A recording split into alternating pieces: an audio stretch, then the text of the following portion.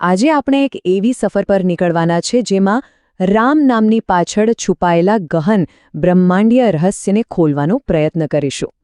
આ માત્ર એક નામ નથી, પણ એનાથી ઘણું વધારે છે. તો સવાલ એ છે કે રામ શું આ ફક્ત એક નામ છે કે પછી એની પાછળ કોઈ મોટું બ્રહ્માંડીય રહસ્ય છુપાયેલું છે જે આપણે સમજવાની રાહ જોઈ રહ્યું છે? ચાલો આજે આ જ રહસ્ય પરથી પડદો ઉઠાવીએ. આગળ વધતા પહેલા એક નજર નાખી લઈએ કે આપણે કયા મુદ્દાઓ પર વાત કરવાના છીએ. એક નામથી શરૂ કરીને આપણે ચેતના, દુઃખના કારણ, અસ્તિત્વના રિવર્સ એન્જિનિયરિંગ અને છેક બ્રહ્માંડના અવાજ સુધી પહોંચીશું. તો ચાલો શરૂ કરીએ. જુઓ, અહીં આપણે માત્ર બુદ્ધિ કે તર્કની વાત નથી કરવાના. આપણે એનાથી પણ એક કદમ આગળ વધીને ઊર્જાના વિજ્ઞાનને સમજવાનો પ્રયત્ન કરીશું. એવું કહેવાય છે કે રામ નામમાં 4 એવા ગજબના રહસ્યો છુપાયેલા છે જે પરમાણુની રચનાથી માંડીને આત્માની મુક્તિ સુધીની આખી વાત સમજાવી દે છે.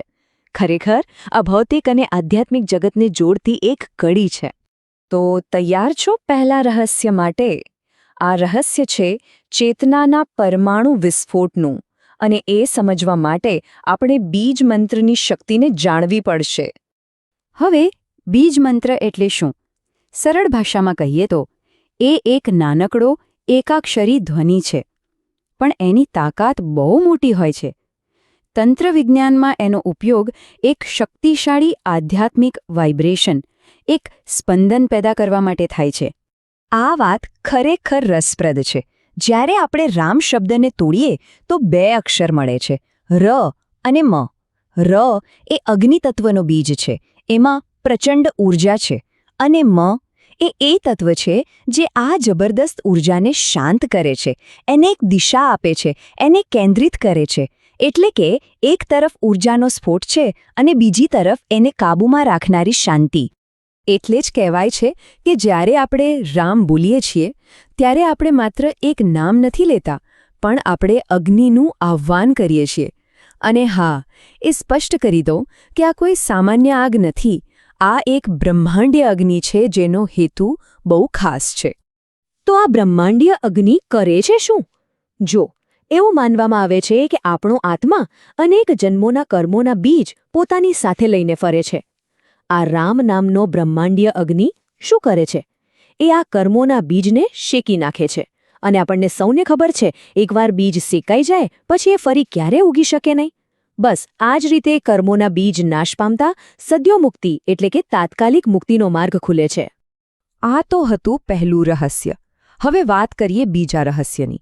આ રહસ્ય એ સમજાવે છે કે કેવી રીતે રામ નામ ફક્ત દુઃખ પર મલમ નથી લગાવતું, પણ દુઃખના મૂળને જ જડમૂળથી ઉખેડી નાખે છે. આ સમજવા માટે આપણે વેદાંતના એક ખૂબ જ મૂળભૂત સિદ્ધાંતને સમજવો પડશે. સિદ્ધાંત બહુ સરળ છે. દુનિયામાં જે કાંઈ પણ બને છે, એટલે કે જે કાર્ય છે, એની પાછળ કોઈને કોઈ કારણ જરૂર હોય છે. તો આપણા જીવનમાં દુઃખનું કારણ શું છે? વેદાંત કહે છે અજ્ઞાન. આપણું અજ્ઞાન જ એ કારણ છે. અને એનું કાર્ય શું છે? દુઃખ. એટલે કે દુઃખ તો માત્ર એક લક્ષણ છે, અસલી બીમારી તો અજ્ઞાન છે. અને એટલે જ રામને મહાકારણ કહેવામાં આવે છે. એટલે કે એ દુઃખને નથી મટાડતું, પણ દુઃખ પેદા કરનારા કારણને જ નષ્ટ કરી દે છે. જ્યારે કારણ જ ન રહે તો કાર્ય ક્યાંથી આવશે? આ એક જબરદસ્ત વાત છે. ચાલો હવે ત્રીજા રહસ્ય તરફ જઈએ. આ થોડું ટેકનિકલ છે, પણ ખૂબ જ રસપ્રદ છે. આ છે અસ્તિત્વના રિવર્સ એન્જિનિયરિંગની વાત. એટલે કે જે બધું બન્યું છે એને એના મૂળ સ્ત્રોત તરફ પાછું કેવી રીતે લઈ જવું. આ પ્રક્રિયા માટે એક શબ્દ છે, પ્રતિપ્રસવ. પ્રતિપ્રસવનો સીધો અર્થ થાય છે વિલોપન અથવા ઇન્વોલ્યુશન. એટલે કે વસ્તુઓને એમના મૂળ અપ્રગટ સ્વરૂપમાં પાછી લઈ જવાનો સિદ્ધાંત. જેમ પાણીમાંથી બરફ બને અને ગરમી આપવાથી બરફ પાછો પાણી બની જાય, કંઈક એવું જ. તો આ રિવર્સ યાત્રા કેવી દેખાય? જુઓ, સૌથી પહેલા મનુષ્ય એ પૃથ્વી તત્વમાં વિલીન થાય, પૃથ્વી જળ તત્વમાં, જળ અગ્નિમાં, અગ્નિ વાયુમાં, વાયુ આકાશમાં, અને છેવટે આકાશ પણ એના મૂળ સ્ત્રોત એટલે કે પરમાત્મામાં વિલીન થઈ જાય છે. આ છે સૃષ્ટિની ઉલટી ગંગા. અને રામ નામનો જાપ આ પ્રતિપ્રસવની પ્રક્રિયામાં એક ઉત્પ્રેરકનું કામ કરે છે. એવું કહી શકાય કે એ એક આધ્યાત્મિક બ્લેક હોલ જેવું છે. જેમ બ્લેક હોલ બધું પોતાની અંદર ખેંચી લે છે, એમ રામ નામનો જાપ આપણા અહંકાર, આપણા મન અને છેવટે તો સમય અને અવકાશને પણ પોતાની અંદર સમાવીને શૂન્યમાં એટલે કે પરમતત્વમાં વિલીન કરી દે છે. અને હવે આપણે આવી પહોંચ્યા છીએ ચોથા અને અંતિમ રહસ્ય પર. આ રહસ્ય રામ નામને સીધું જ બ્રહ્માંડના સર્જન સાથે, એના મૂળભૂત સ્પંદન સાથે જોડે છે. આ સ્પંદનને કહેવાય છે અનાહત નાદ.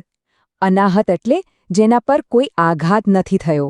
દુનિયાના બધા અવાજ બે વસ્તુઓના અથડાવાથી પેદા થાય છે, બરાબર? પણ અનાહત નાદ એવો ધ્વનિ છે જે કોઈ પણ ટકરાવ વગર સતત ગૂંજી રહ્યો છે. એને બ્રહ્માંડનો આદિ ધ્વનિ, ધ પ્રાઇમોર્ડિયલ સાઉન્ડ પણ કહી શકાય. અને સૌથી આશ્ચર્યની વાત શું છે ખબર છે? આ અવાજ ક્યાંય બહાર નથી. યોગીઓ જ્યારે ઊંડા ધ્યાનમાં ઉતરે છે ત્યારે એમને જે ધગધગ કે હમ જેવો ગુંજારો સંભળાય છે એ બીજું કંઈ નહીં પણ એમના પોતાના શરીરનું રનું સ્પંદન છે. આ બ્રહ્માંડીય ધ્વનિ આપણી અંદર જ છે. તો આપણે આ ચારે રહસ્યોને જોયા. હવે સમય છે આ બધા ટુકડાઓને જોડીને એક સંપૂર્ણ ચિત્ર બનાવવાનો. ચાલો આ બધાનો સારાંશ જોઈએ. તો આપણે શું જાણ્યું? પહેલું, રામ એક બ્રહ્માંડીય અગ્નિ છે જે કર્મોને ભસ્મ કરે છે. બીજું, એ મહાકારણ છે જે દુઃખના મૂળને જ ખતમ કરી દે છે. ત્રીજું, એ ચેતનાને એના મૂળ સ્ત્રોત તરફ પાછા લઈ જવાનો વિપરીત માર્ગ છે. અને ચોથું, એ જ અનાહત નાદ છે, એ જ સ્પંદન છે જેમાંથી આખું બ્રહ્માંડ બન્યું છે. આ ચારે વાતો અલગ નથી, એ એક જ સત્યના ચાર પાસા છે. આ વાતને સમજવા માટે એક બહુ સુંદર ઉદાહરણ છે, સમુદ્રની લહેરનું. જેમ પાણી વગર લહેરનું કોઈ અસ્તિત્વ જ શક્ય નથી, એ જ રીતે રામ એટલે કે એ પરમ તત્વ વગર આપણું કોઈ પણ જીવનું અસ્તિત્વ શક્ય નથી. લહેર ભલે પોતાની જાતને સમુદ્રથી અલગ માને, પણ સત્ય તો એ છે કે એ સમુદ્ર જ છે. એનો આધાર, એનું સ્વરૂપ બધું જ સમુદ્ર છે. અને આ જ વાત આપણને એક સવાલ પર લાવીને મૂકી દે છે. જો લહેર એ સમુદ્રનો જ એક હિસ્સો છે, એનાથી અલગ નથી, તો પછી આ ભેદભાવ, આ જુદાઈ ખરેખર છે ક્યાં? આ એક એવો પ્રશ્ન છે જેનો જવાબ આપણે સૌએ પોતાની અંદર શોધવાનો છે. આ વિશ્લેષણનું સંશોધન કર્યું છે Thakkar Ashishkumar N, AI, Gemini અને નોટબુક LMના સહયોગથી.